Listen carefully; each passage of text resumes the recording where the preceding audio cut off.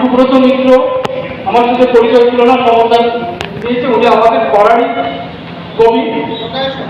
আমরা জানতাম না যে আমাদের পড়াতে এত প্রতিভা লুকিয়ে আছে, এবং এসেও আমার সাথে দেখা করেনি।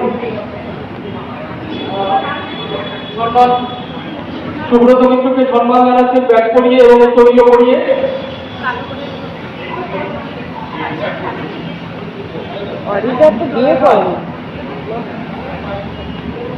বিপুরাম হালদার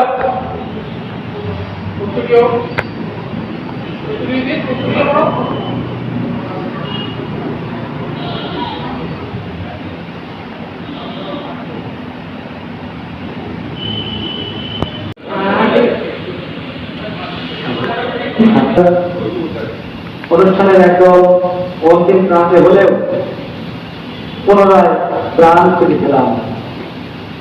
আমি গত পরশুদিন সুন্দরবনে বসে খবরটি পাই যোধপুর পার্কের এই শহীদ সূর্য সেন মঞ্চে এই অনুষ্ঠানের সংবাদ শ্রদ্ধেয় সমর কুমার দাস মহাশয় এবং শ্রদ্ধেয় বণিক বাবুর তরফ থেকে আমার কাছে আমন্ত্রণ পৌঁছায়। আমি এসেছিলাম। যাই হোক, একটা কবিতা পাঠ করছি, সরস্বতী কবিতা, নিজের লেখা কবিতা।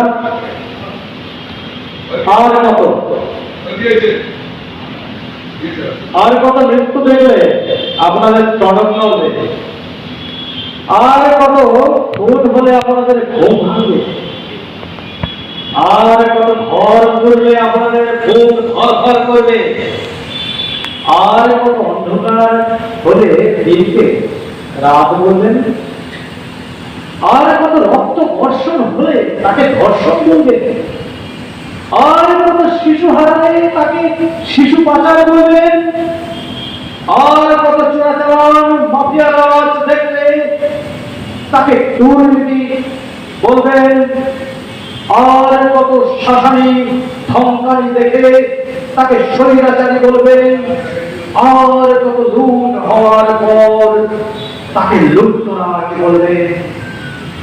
সব খাওয়ার পরেও আর কি খেলে করে আপনাদের ভাষায় তাদেরকে রাক্ষস বলা হবে। হিসেবে মতো আপনাদের সাথে যারা আছে ওরা সবাই রাক্ষস। আর কতবার ধর্মে ধর্মে বিবাদ লাগিয়ে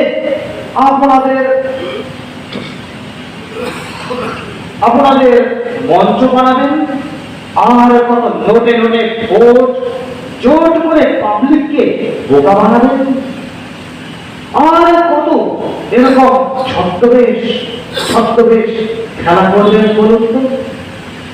আর কত কাল এভাবে জনজাতি জনভক্তি থাকবে বলুন তো। আর কত যুগ এভাবে নকলে রবে সকলে। আর কত রাত সভ্য সাধারণ লুকিয়ে থাকবে আলোর ধারায়। নমস্কার।